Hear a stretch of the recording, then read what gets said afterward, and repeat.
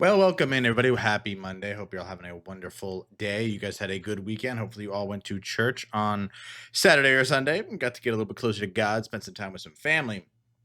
But the rest of the world did not stop imploding on itself, it seems, as of late. And there are a couple of stories I want to talk about.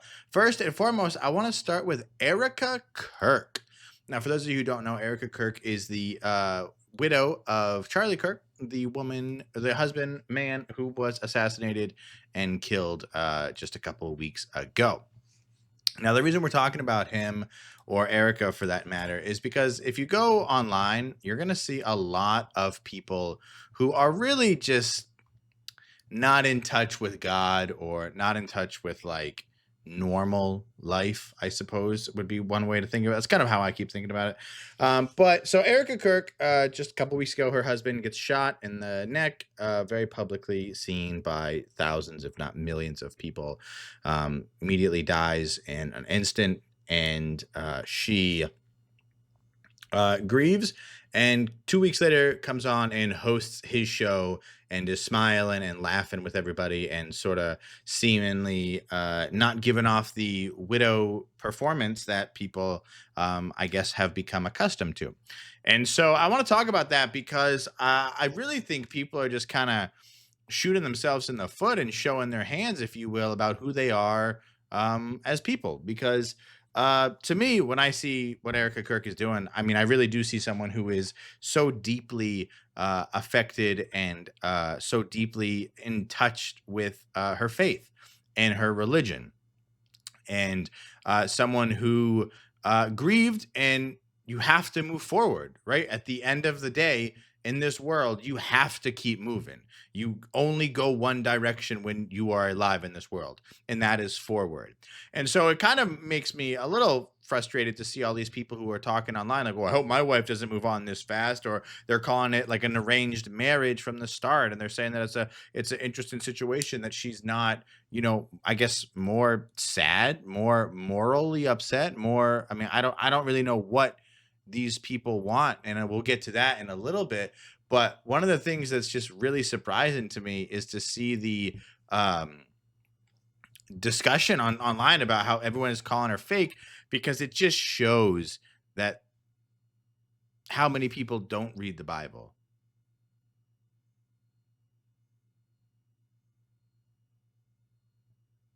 And it just shows how many people are not in touch with their own political or with their own religious beliefs. It just shows, because the first thing I did when I was recording and wanted to talk about this, or when I was thinking about talking about this, I looked up.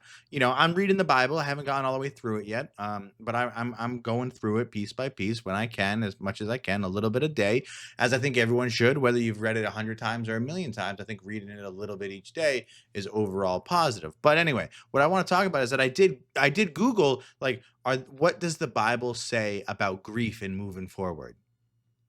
And so here are just a couple. In Psalms 34:18, the Lord is near to the brokenhearted and saves the crushed in spirit.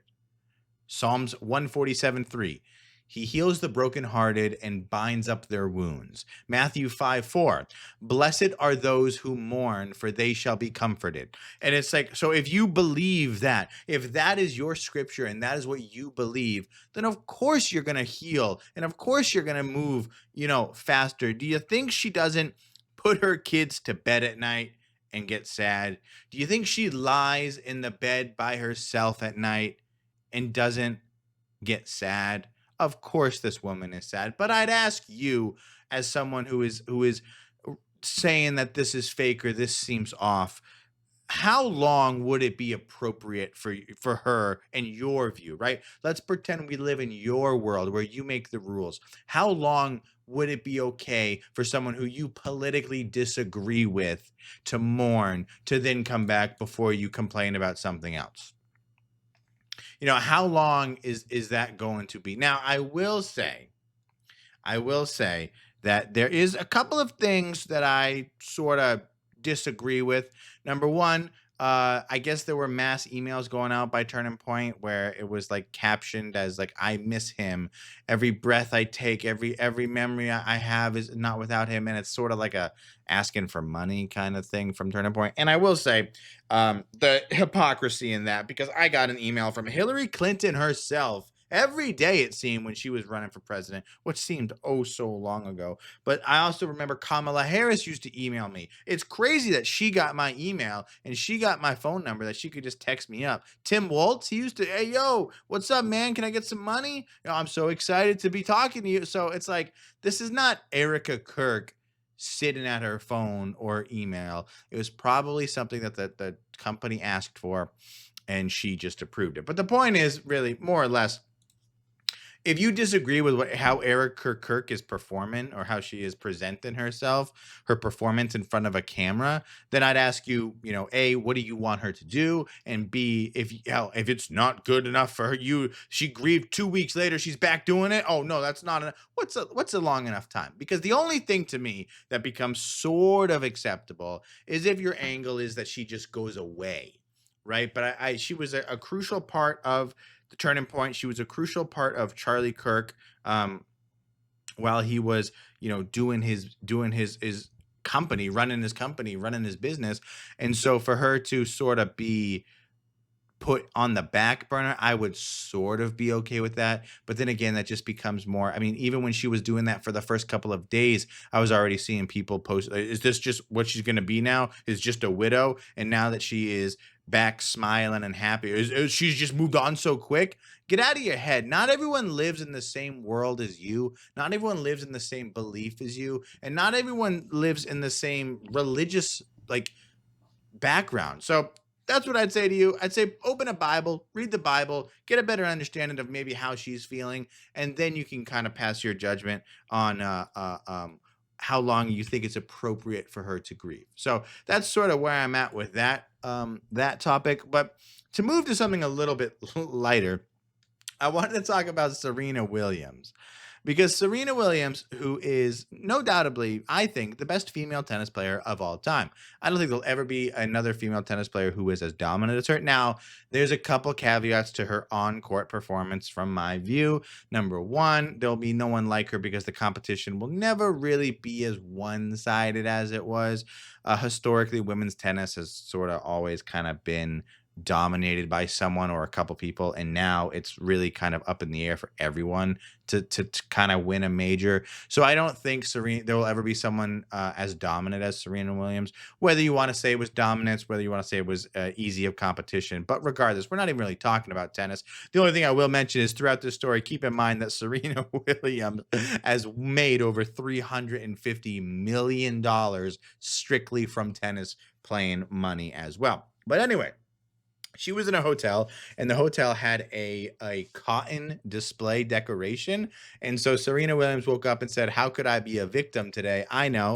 Let me post a video of me talking about this cotton statue." So there's a video of her, and then she takes the cotton and there's the camera switches and she takes it off, and she says it makes her think of like nail polish remover. So she picked the cotton and then used the cotton on her nails, and she pretends like she gets like, oh, some EBGB type of stuff.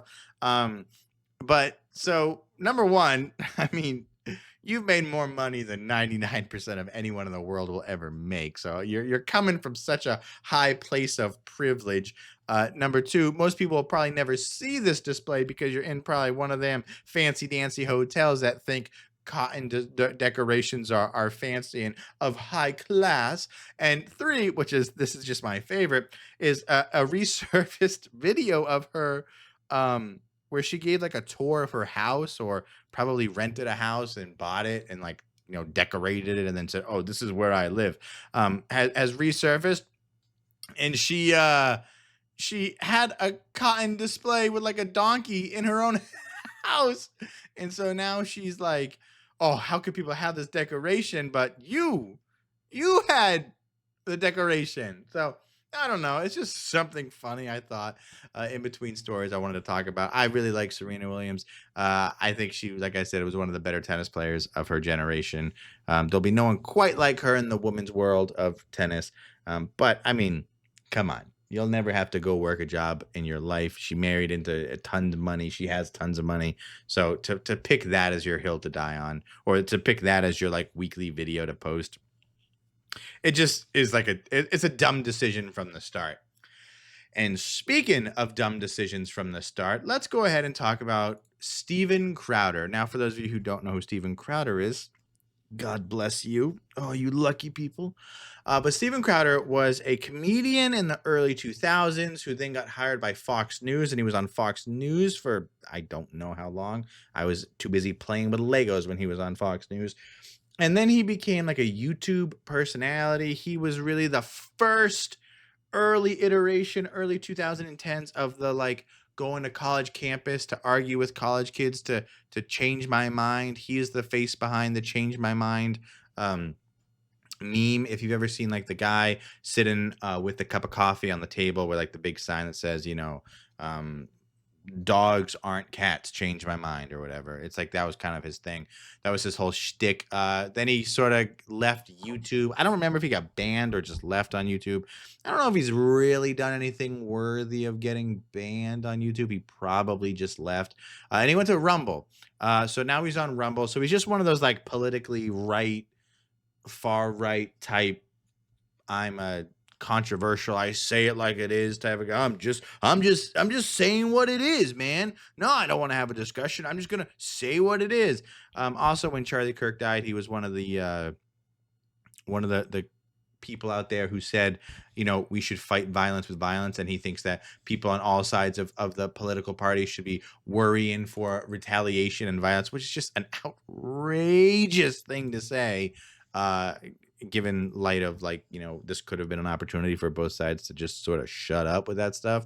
But he didn't. And so he double, triple down, and he tried to tried to say like, no, I meant everyone should just be scared to go outside. And it's like, that's not gonna help anyone. Anyway, point is that there's a rumor that he's gonna come back and revisit or he's gonna revise his change my mind tactics on college campuses, which I mean, there's a morbid fact of like, yeah, your biggest competition is gone, so why not?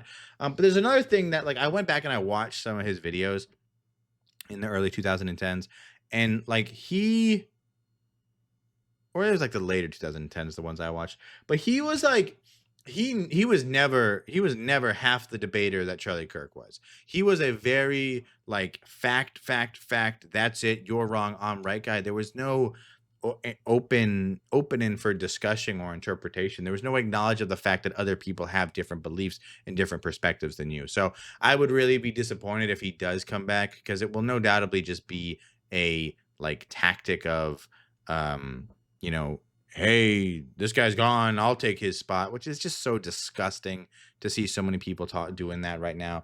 I do think there is something to be acknowledged about people whose voices are finally willing to be heard versus people who are like literally just trying to cookie cutter copy Charlie Kirk and be that.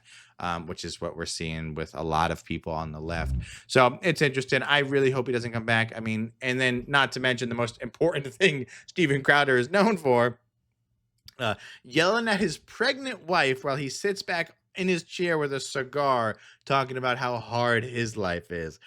This is kind of the main reason. I think he was off of YouTube by then, so I don't think this is why he got kicked. But this is probably the biggest reason you know of him is from that video, which was just a horrendous video to watch. So I don't necessarily think Steven Crowder brings anything value to the industry. I also think he has a button on his desk which tells like his co-hosts to shut up, which is just, I mean, the ego on some of these people. It's like, Charlie Kirk died, and people like Steven Crowder and Milo Yiannopoulos are saying like they're gonna come and fill the void and fill. It's like, no, you guys set the hole there to let Charlie Kirk come in and be like, okay, these guys are doing it wrong. Let me show them how to do it a little bit better, a little bit improved. We don't need people from the past to sort of revisit things that they did worse than what was currently being done. Milo is an interesting person. If you do not know who he is, I encourage you to look up at your own risk. He did do an interview with Candace Owens a couple weeks ago, which I think would maybe be a good introductory into who he is. But much like Steven Crowder, they are both very, very ego-driven individuals. They really only care about themselves, which is something that's sort of interesting because I wonder if I've always wondered if people who act like that know that they act like that. I feel like it's one thing if you're a very egotistical, driven person and you feel like you're the smartest person at all times, and you don't change that. You know what I mean? Like if you know that that's how you act and you don't actively try to change it, I feel like that becomes a bit of a hiccup. But if you do know it and you do are aware of it and you try to make a change, I do think that's pretty cool. Um, I think it's something we all struggle with at some point, right? Is thinking that we are better than someone or better than, the type of people on a certain thing, especially when it comes to politics and beliefs and world type of stuff. So, but that is where I'm going to end the video. I believe that was everything I want to talk about. Erika Kirk, yep. Serena Williams, yep. Steven Crowder, yep. Milo Yiannopoulos, yep. I think that's it, guys. All right, everyone. Well, thank you so much for listening or watching or however this video gets posted. Don't forget to read your Bible. Don't forget to try to get a little bit closer to God each day. Be kind to people. Love people. Enjoy people's companies. Forgive and forget from people. That's a big one. And I'll see you guys later.